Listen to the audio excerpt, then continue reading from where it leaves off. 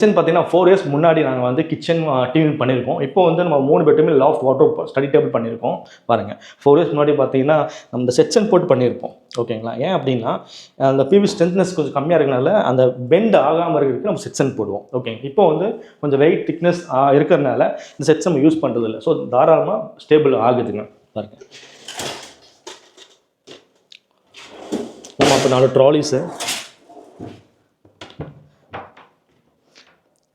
Open சர்வீஸுங்க. ஓகேங்களா? 3 years முன்னாடி பண்ண வீடு தான். ஓகேங்களா? ஸோ அதனால் வந்து அவங்க கேஸ் இண்டிவிஜுவல் வீடுனால நம்ம கேஸ் ப்ரொவிஷன் வெளியே கொடுத்து அதில் பைப் படித்து கொண்டு வந்திருக்காங்க.